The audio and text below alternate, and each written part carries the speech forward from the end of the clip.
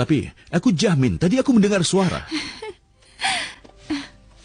Aku pikir Dulce Maria tidak menuruti perintahku dan dia bangun untuk minum. Aku percaya. Tapi baiklah, katakan padaku. Kenapa kau menciumnya? Aku bilang padanya, aku ingin melihat apakah dia demam. Aku percaya padamu.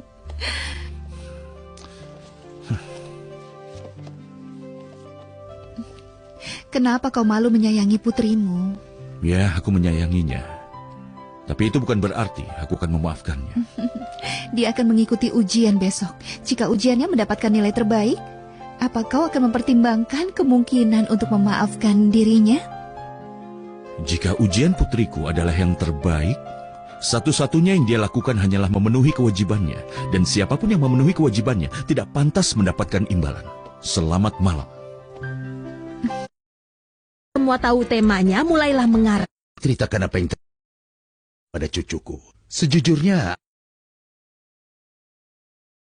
tapi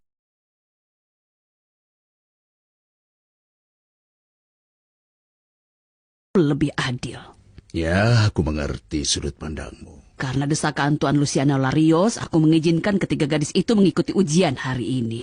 Tapi hukuman skorsing mereka akan tetap dilaksanakan. Jika cucuku memberikan ujian yang sangat baik, apa kau akan membebaskannya dari hukumannya? Tentu saja tidak. Dokter Heredia datang, tapi dia tidak ingin aku merepotkan Nyonya. Dia mengatakan dia telah pindah ke dekat sini, dia meninggalkan kartu.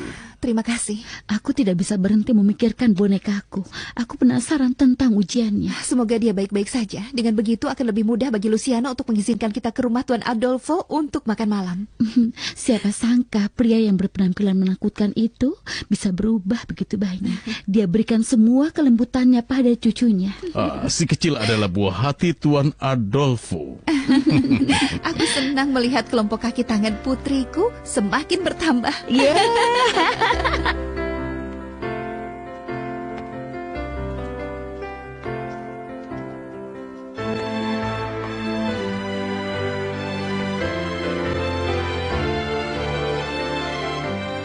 Baiklah, suster kepala, aku tidak ingin menyita waktumu lagi. Jangan berkata seperti itu. Aku berjanji begitu aku mengetahui hasil tes Dulce Maria, aku akan menelponmu.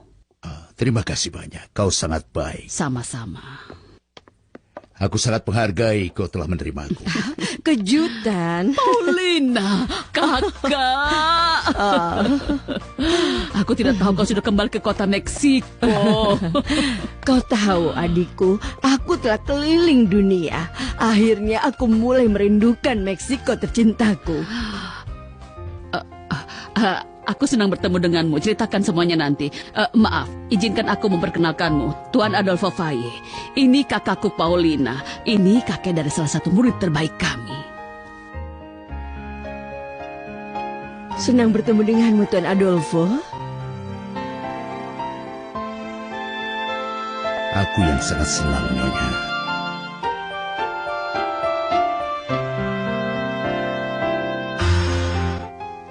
Terima kasih.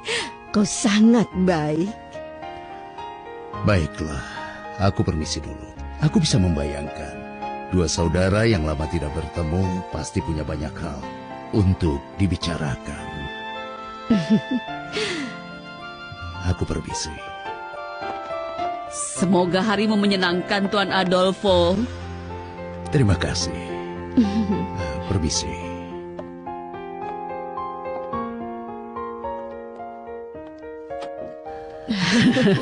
Sekarang ceritakan padaku. Ayo ceritakan. Kenapa kau tiba-tiba kembali ke Meksiko?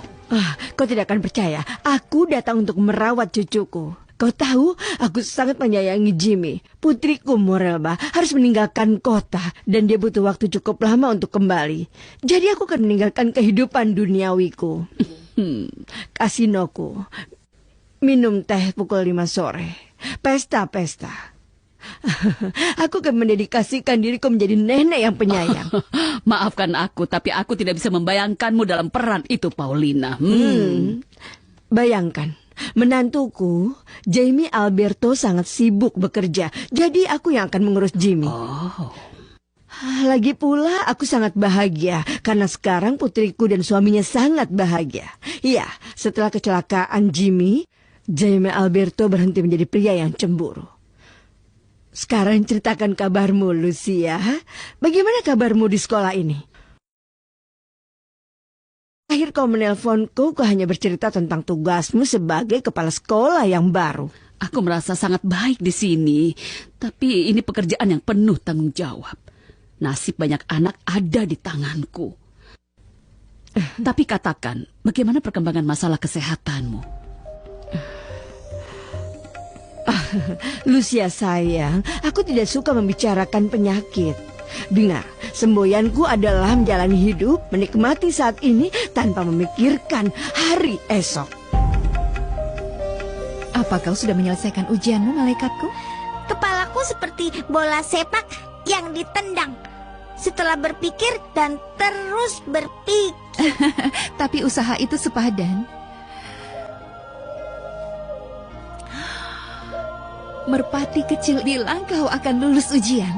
Hore, Cakakai! Ayah, ibuku punya kabar yang sangat bagus untukku. Luciano, anakku berhasil mendapatkan nilai ujian yang terbaik. Bagus. Aku ingin mengatakan sesuatu. Apa ayah tidak akan mencabut hukumanku karena mendapat nilai bagus dan mengizinkanku pergi makan malam dengan kakek? Tidak. Tapi sayang, hanya untuk kali ini saja. Tidak. Untuk kali ini dan seterusnya. Dulce Maria harus menjalani hukuman yang telah aku berikan. Aku senang dia mendapat nilai bagus dalam ujian. Tapi dia akan tetap di rumah sepanjang akhir pekan ini. Untuk makan malam, kau dan aku, si kecil, Estefania, Noe, dan bayi Estefi. Sekarang, naik dan ganti bajumu, Dulce Maria. Baik, ayah.